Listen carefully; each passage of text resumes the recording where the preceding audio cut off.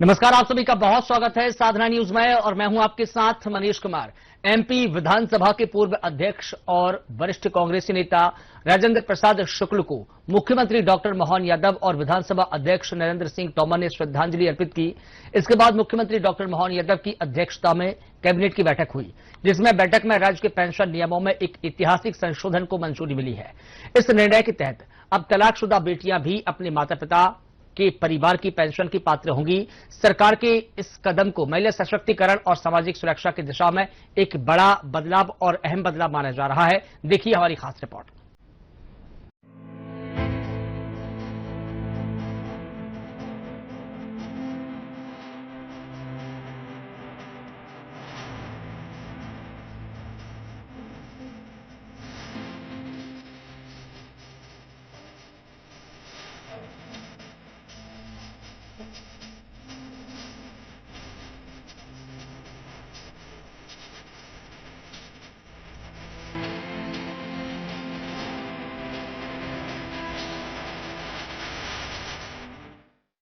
मध्य प्रदेश विधानसभा के पूर्व अध्यक्ष और वरिष्ठ कांग्रेसी नेता राजेंद्र प्रसाद शुक्ल को राजनीति और संसदीय मर्यादाओं का मजबूत स्तंभ माना जाता है।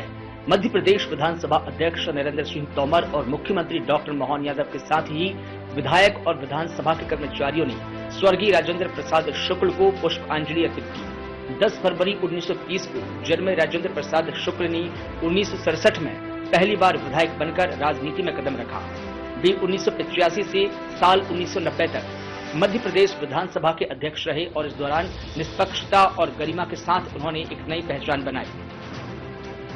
स्वर्गीय राजेंद्र प्रसाद शुक्ला जी, जिनका अपना आज के समय के बिलासपुर छत्तीसगढ़ प्रांत से आते थे, संयुक्त मध्य प्रदेश के तत्समय के बहुत अच्छे नेता, जिनने गांव-गांव में पदयात्रा करते हुए अपनी राजनीतिक चेतना को जगाने का प्रयास किया।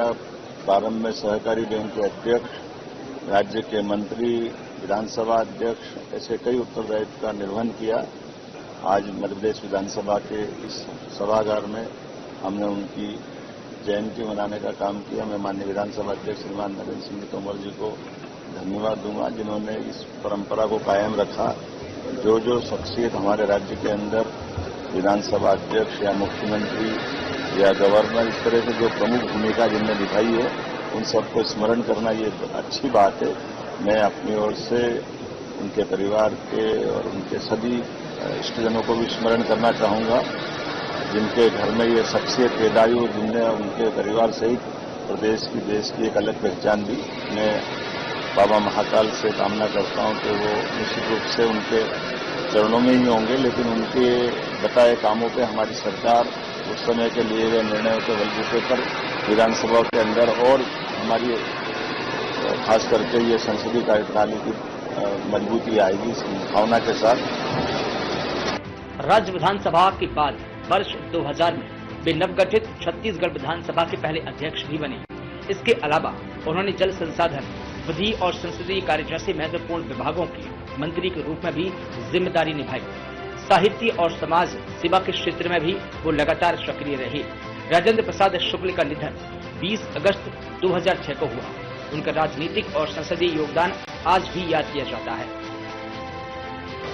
स्वर्गीय श्री राजेंद्र शुक्ल जी आज हम सबके मध्य नहीं हैं, लेकिन उनका समग्र जीवन प्रेरणाओं से भरा है। वो हम सबके सामने हमेशा प्रेरणा देता रहेगा। आज उनका जन्मदिन है।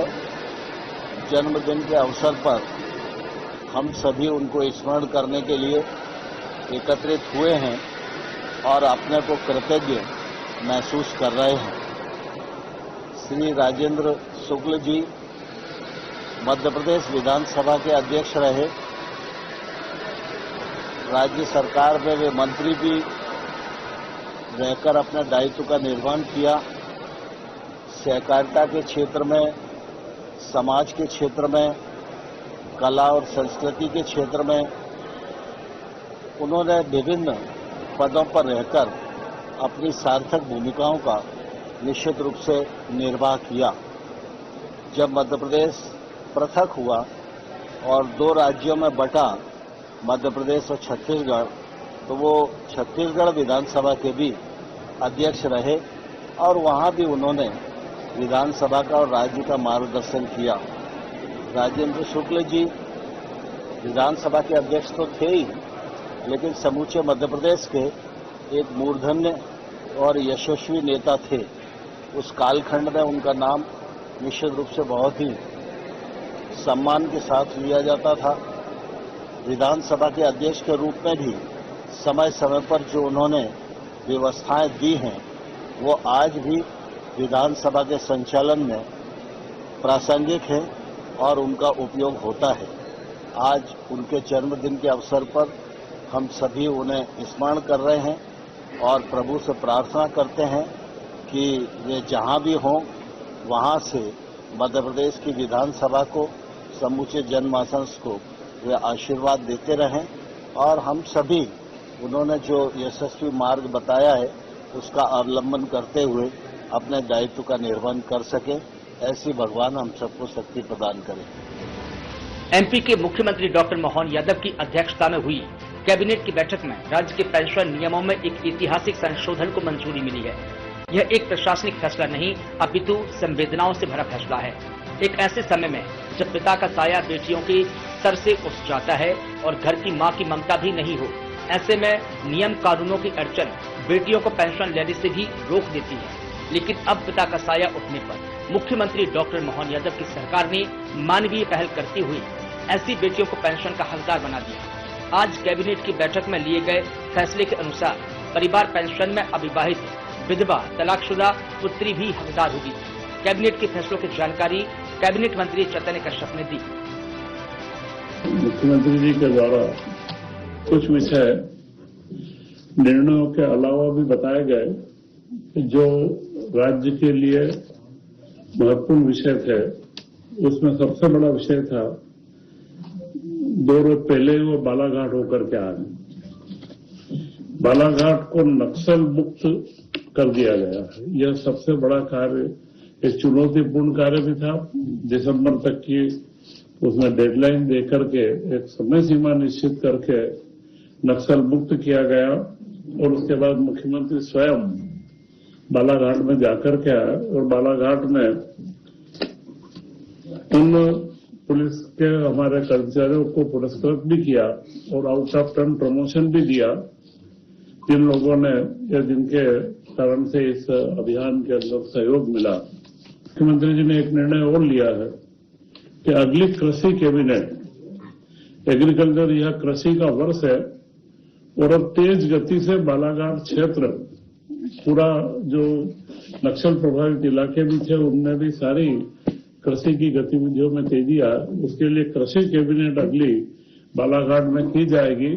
हमारे गृह मंत्री अमित शाह जी के निर्देशन में बालाघाट को पूर्णतः नक्सल मुक्त करने में मुख्यमंत्री जी के द्वारा जो पहल की गई है, यह एक बहुत बड़ा कदम है और यह कैबिनेट बालाघाट क्षेत्र के समग्र विकास के अंदर एक नई भूमिका अदा करेगी। हम लोग लगातार देख रहे हैं मध्य प्रदेश में वन्य जीवों का संरक्षण बढ़ा है और हमारे यहाँ पर चीतों का परिवार भी बढ़ा है। इस बार चीतों का परिवार करीब करीब हमारे बीच में 2 शावकों का जन्म हुआ और उसी के साथ में कूनो राष्ट्रीय उद्यान में 5 शावकों का जन्म हुआ।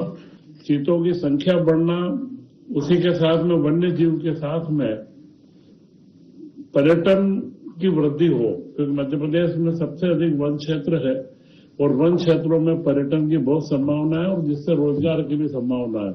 तो उसके अंदर भी हमारी वृद्धि हो रही है, क्योंकि सफेद टाइगर भी इंदौर की जू के अंदर एक सफेद टाइगर मिला है और इसके अलावा रीवा में भी हम लोग उसके लिए प्रयासरत हैं। इसी के साथ मुख्यमंत्री जी ने एक नई योजना को बनाने का भी निर्देशित भी किया है कि जहां पर जू बनते हैं, जिनमें हमारे वन्य जीवों को रखा जाता है, उसी के साथ में रेस्क्यू सेंटर भी बनाया जाए, जहां पर जो घायल पशु हो जाते हैं उन पशुओं को ला करके उनका इलाज भी हो और फिर उन्हें स्वस्थ होने के लिए जू के अंदर रखे भी। यह कॉम्बिनेशन का नया प्रयोग मध्य प्रदेश में करने के बारे में मुख्यमंत्री जी की मंशा है। 2 रोज पूर्व ही इंदौर में दाल मिलों का 2 दिन का सेमिनार हुआ और उसके ऊपर दाल मिलों की जो नई मशीनें हैं उन मशीनों का प्रदर्शन भी हुआ, जो दुनिया के अंदर नई तकनीक के साथ में मशीनें आ रही और दाल का तिलहन का मिशन मध्य प्रदेश में हम लागू कर रहे हैं। और उसमें तुअर के ऊपर जो पूर्व में इंपोर्ट पे हम छूट दे चुके हैं, कुछ मिलों की उड़द और बाकी चीजों के ऊपर मांग आई है, तो उस पर सरकार बहुत गंभीरता से विचार कर रही है कि मध्य प्रदेश का जो हमारा दाल दलहन का कार्य है वो तेजी से आगे बढ़े। इस सबसे जब हम देखते हैं कि जो मध्य प्रदेश में माहौल बना है औद्योगिकरण का, उसी में वहां जितने भी मशीनों के अलग अलग व्यवसायी आए थे उन लोगों ने भी यह बात की तारीफ भी करी है कि मध्य प्रदेश में औद्योगिक नीति के कारण से एक अच्छा माहौल बना है और उनके मशीनों के अंदर पूछ परख भी बढ़ी है। तो मैं ऐसा मानता हूं कि ये मध्य प्रदेश के विकास के अंदर एक बड़ा कार्य है। इस सीजन में जो कृषि वर्ष हमने यह घोषित किया है, इसी में सबसे महत्वपूर्ण धान के समर्थन मूल्य में वृद्धि से किसानों को बहुत राहत भी मिली है। 25-26 में 51.74 लाख मीट्रिक टन से अधिक धान का उपार्जन मध्य प्रदेश में हुआ है और समर्थन मूल्य 2369 रुपए निर्धारित था। पिछले सत्र के एमएसपी से यह 69 रुपए अधिक था और पिछले खरीफ सीजन में धान का समर्थन मूल्य 2300 रुपए ही था। तो यह जो 69 रुपए अधिक होने से मेरे समर्थन मूल्य के ऊपर 43,52,905 मीट्रिक टन का उपार्जन किया गया और 8,59,000 किसानों के द्वारा धान का इसमें पंजीयन किया गया था। तो इस वर्ष इसके 1436 केंद्र स्थापित भी किए गए थे और इसी के क्रम में अब गेहूं का सीजन अब चालू होने वाला है, तो गेहूं के लिए उपार्जन में 7 फरवरी से 7 मार्च की तिथि निश्चित की गई है और 26-27 के लिए 2585 रुपए जो केंद्र सरकार के द्वारा एमएसपी घोषित किया गया है वह पिछले वर्ष से 160 रुपए ज्यादा है।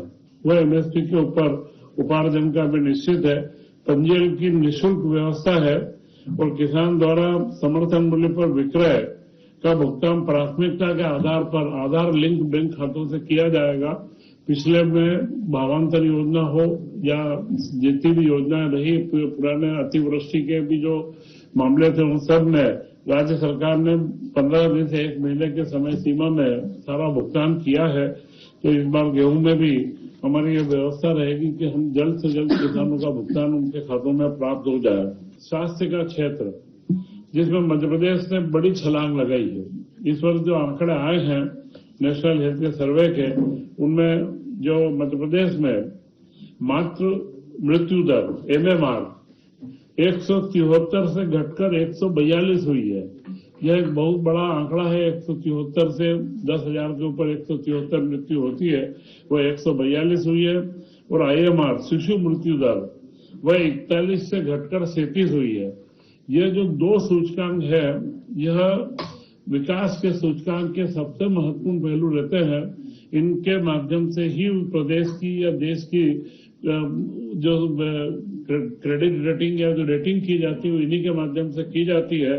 और उसी में टीबी उन्मूलन कार्यक्रम में मध्य प्रदेश 5 राज्यों के अंदर शीर्ष 5 राज्यों में भी आ चुका है।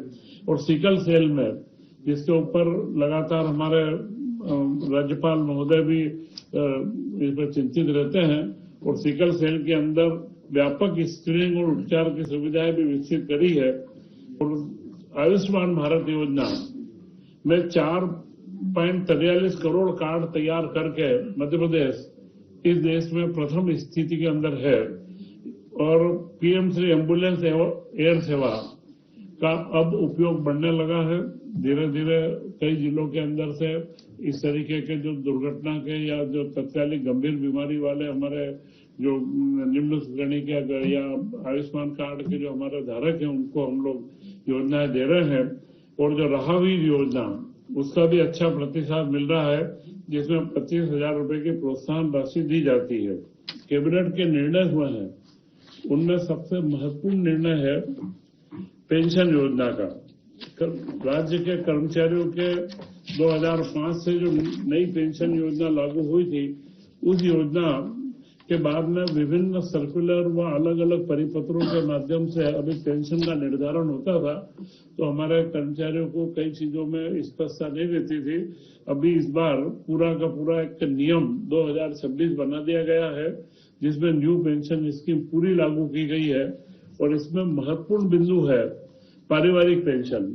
जो केंद्र सरकार द्वारा पारिवारिक पेंशन का प्रावधान जरूर था, परंतु वह बहुत कम लोगों को मिल पाती है।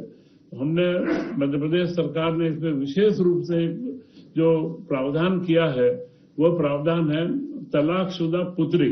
अभी तक पुत्रों को ही इसमें पेंशन प्राप्त होती थी, परंतु तलाकशुदा पुत्री का भी प्रावधान इसमें किया गया है, क्योंकि आप हम सब जानते हैं कि जो लड़कियां माता पिता पर आश्रित रहती है और जब तलाक हो जाए तो उनका जीवन यापन बड़ा मुश्किल होता है। तो मध्य प्रदेश में जो उसको भी पेंशन की पात्रता रहेगी। बाकी सारे नियम जो उनके स्वैच्छिक सेवानिवृत्ति और जो केंद्र सरकार ने जो प्रावधान दिए थे, उन सारे प्रावधानों को उनमें नियमों में समाहित करके एक नियम 2026 का इसमें अनुमोदन किया गया है। इसी के साथ में ओल्ड पेंशन स्कीम का भी और नई पेंशन स्कीम, दो स्कीमों का करा गया है।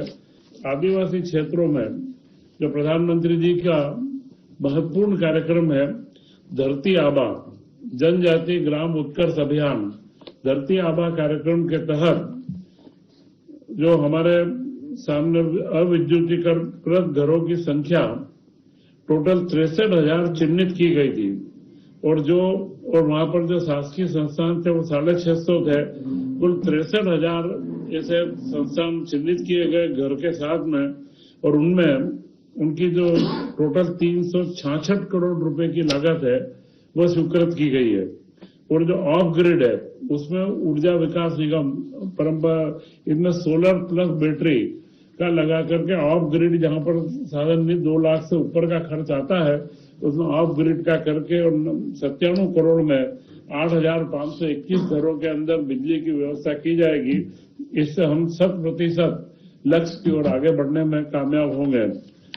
इसी के साथ कई योजनाओं की निरंतरता, जैसा आहार अनुदान योजना, एकीकृत छात्रावास योजना जनजाति कार्य विभाग के अंदर है, और सीएम राइज विद्यालय योजना, आवास सहायता योजना, जनजाति कार्य में छात्रवृत्ति, शुल्क प्रतिपूर्ति और विदेश अध्ययन की योजना, और महिला बाल विकास में मुख्यमंत्री कोविड 1.8 बाल सेवा योजना। इन सारी योजनाओं की निरंतरता की स्वीकृति भी इस कैबिनेट के अंदर दी गई है।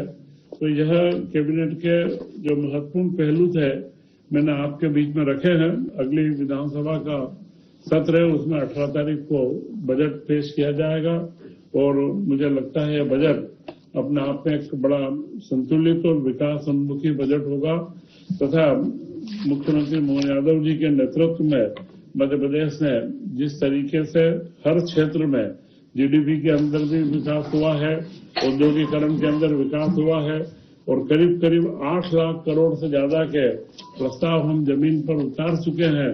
तो यह जो सारी उपलब्धियां हैं, इन सारी उपलब्धियों के बारे में अब अगली बार आप लोगों के बीच में हम लेकर के चर्चा करेंगे। विधानसभा का सत्र भी अब 16 तारीख से प्रारंभ होने वाला है। तो मैं पुनः आपको गुड़ी पड़वा से हिंदू नव वर्ष की प्रारंभ की अगले शुभकामनाएं देता हूँ। जय हिंद, जय भारत। उन्होंने 19 मार्च को गुड़ी पड़वा है, उसी दिन से विक्रमोत्सव भी प्रारंभ हो रहा है। गुड़ी पड़वा का त्योहार बड़े अच्छे तरीके से मनाए, क्योंकि संस्कृति के मामले में मुख्यमंत्री जी का हमेशा से एक आग्रह भी रहता है, और उन्होंने हमारी संस्कृति और इसकी विरासत के से विकास की जो एक दिशा दी है, तो उसी में गुड़ी पड़वा के पर्व को भी हर जगह के ऊपर बड़े अच्छे उत्साह के साथ में मनाने का निर्णय लिया है।